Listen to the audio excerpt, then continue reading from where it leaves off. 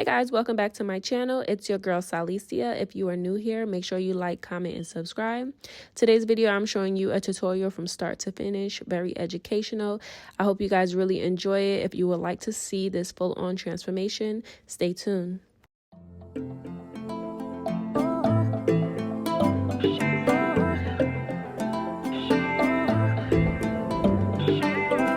Nothing but a beauty queen. She make it look so easy. No one else can compare. She know what she doing. Alicia. She the boss when she walk through the door. Alicia. She know what I'm looking for. Alicia. So let's jump right into this. Of course, the proper way to start off any install is with a shampoo service. Here, I'm going to show you guys how I do my shampoo services. I always start off with a co-wash. So what I did was I drenched my client's hair in water, applied the conditioner of choice, and I detangled throughout my client's hair. I do this to each and every one of my clients. A number one key that I did not record is ensuring that you detangle the hair before you even put water on it. And then after you do that step, you can bring your client to the bowl and saturate their hair with water and do the co-washing step. This step is not required. It is a step that I have found very useful for myself and my clients. I do have a lot of natural clients, and this step does make it very easy for me to manipulate my client's hair, detangle, and makes the shampoo and process easier, because once you apply shampoo to the hair, it can dry the hair, strip the hair, and you don't want to create tangles on top of tangles if you didn't detangle first. Don't let that go over your head. So I do shampoo 2 or 3 times. This is my first shampoo. The first shampoo never suds up as much as the second or the third shampoo. With the first shampoo, I'm pretty much making sure that I'm getting to the scalp, focusing with my scalp brush, making sure that I'm getting the shampoo, scratching off any scalp debris. This is kind of like a scalp detox. And I'm just going to repeat this step over my client's entire head. I'm going to rinse that shampoo out and then begin with my second shampoo, which you will begin to see that it suds up a lot more, because the first shampoo is really reducing oil, scalp residue, and also the conditioner that I just applied on top of my client's hair. And then, mind you, whatever other products she had in her hair. So this is my second shampoo, which is really my first shampoo. And as you can see, the suds is really there. And like I said, that's pretty much because all the previous product is pretty much removed, and now we're really getting to the cleansing process. So I am going to pretty much wash my client's hair. I'm still going to take my scalp brush and focus on her scalp as well, because we want to make sure that we are stimulating blood to that scalp, which promotes hair growth, and also getting rid of all of that scalp debris, build up, all of that. So this way her hair can continue to grow, because we need a healthy scalp in order to produce healthy hair growth. So that's what I'm doing here. I just want to give you guys a full-on detailed hair washing tutorial, because I feel like a lot of the girls don't know how to wash their hair. And I feel like I talk about this all the time.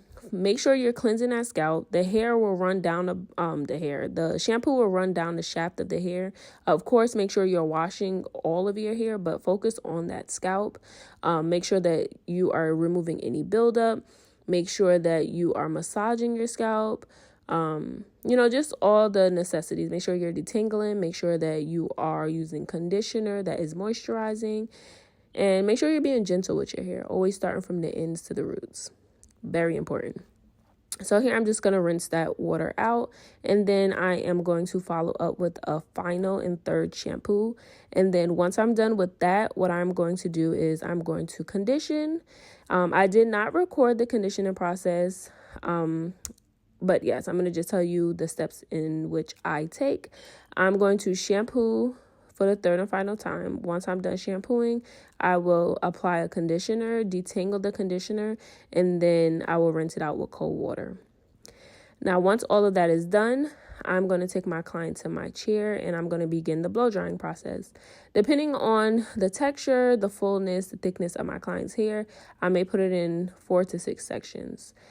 With this client, her hair texture is not as thick, and the curls is not as, what's the word I want to use? the curls are not that tight. So I'm just going to do 4 sections, really 3 sections. I sectioned off the whole back, and then I did 2 sections in the front. And once I'm done completely blow drying her hair, again, because we're doing a quick weave, the braids don't really matter. Of course, you want to make sure that you do have a flat top. You do want to make sure that it's no bulkiness. So you just want to braid according to your client's thickness and the type of part that she wants. And yeah, and for a flatness. So those are the 3 tips I give you. Flatness, braid for your client's thickness, and braid for the desired part. And that'll pretty much give you an idea on how many braids to do. There's really no right or wrong answer. And remember that just because it's a quick weave does not mean it's going to be done quickly. Okay, so because we're doing a closure deep part meltdown, I'm going to secure the sides of where I'm going to put the lace at, and I use Gorilla Snot. I'm using 2 caps, and I do cut 1 cap around her ear to make sure that it's perfect. Here I'm using mold, and I'm going to put the mold on top of the cap. I did spray it with a hairspray and set her under the dryer. Once that's all done, I'm going to start applying the tracks. There's really no right or wrong way to apply tracks. The only thing I do tell you is with doing a bonding, quick weave, etc., do not skip that step of using a molder, because that's very important to make sure that the glue does not stick to your client's hair. Bonus tip, if you have 99% alcohol, it will get anything out of your hair, any type of adhesive. So if you did get bonder in your hair or any type of glue, lace glue, tape, or whatever, if you use 99% alcohol, it will take it out and not damage your hair.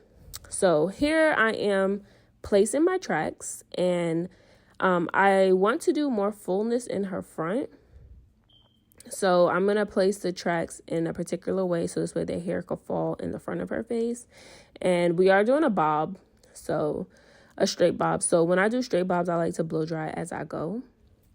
And then I did mention that we are doing a meltdown. So with the cap in the front, I'm going to match her skin tone with some makeup, and I'm going to cut the excess cap off. Here I'm just plucking the closure piece that I'm using, and I actually am using an old closure piece that I found, and we're just making use of it because why not?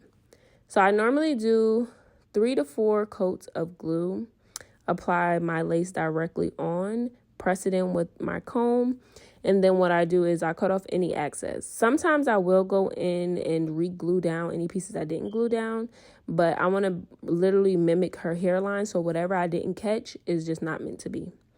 So here I am cutting around her ear, making sure it's very comfortable, making sure it lays perfectly and it looks natural. And I'm going to glue that little tab down onto my cap, never onto my client's hair. Yeah, and then I'm starting to part out where I want her part at, as well as section off where I want her baby hairs and how I want them to lay.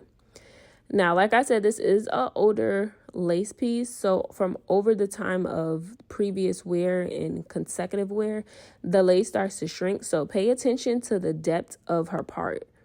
We're going to extend that, okay? I'm going to show you how in this video. Here I'm going to secure her baby hair placement, and then I'm going to secure and melt down her lace with our lace band. After I place the baby hairs, I spray it with some hairspray, and then I tie it down. This I like to tie down tight and get straight to it. I'm also going to darken her part because the knots are a little bit over bleached. But I'm still going to make sure that the knots and the roots are very natural because that's important. Now with the quick weave, I know some girls sew the back of their closure or lace piece or whatever down. I just don't see how that works if you put a molder on the back. I mean, if they do that, I'm thinking that they don't mold it. I don't know, I'm on my business. I'm going to do what works for me.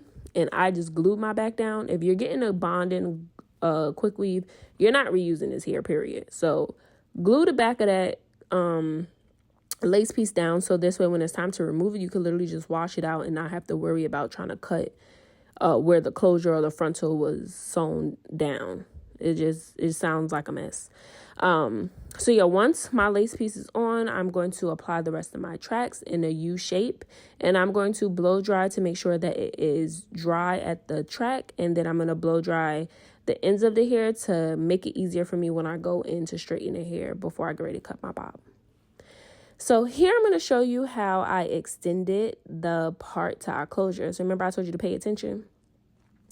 So I found another little piece of lace and I'm going to extend the part because I want it to be a deep part. So I glued the part where it was separated, or where I attached it. I glued it down with just regular lace glue, blow dry to make sure it was dry. And then I just used my black spray to close up the part and use my concealer to define the part. Very simple. If you would like for me to go in depth, comment down below and I'll make a video on it and go more in depth. If you want to see it again, just rewind this video. So here I'm going to work on melting the lace even further after I have taken the band off. I literally just use a little bit more of the makeup that matches my client's skin tone. And I use I use my makeup brush and I blend it in. Once that's done, I move on to the next step, which is finalizing the install, which is pretty much cutting, styling, curling, straightening, whatever. And I always leave the baby hairs for last. I'm going to give you a heads up now. My phone died and I did not record the process of laying the baby hairs. But again, if you would like to see a video on how to lay your baby hairs, or how I lay my baby hairs, how to lay baby hairs at home, whatever, baby hair 101, let me know. I will make a video. Now, here I am, like I said, cutting my bob. Normally, I love to use clippers, but here I just wanted to do a very natural, edgy look, so I just did it by hand. It does take more time to do it this way if you're going to be very precise. But then this is what we came out with, and I think it looks beautiful, and I hope you enjoy it. Make sure you like, comment, and subscribe, and let me know in the comment section below how you enjoyed this tutorial.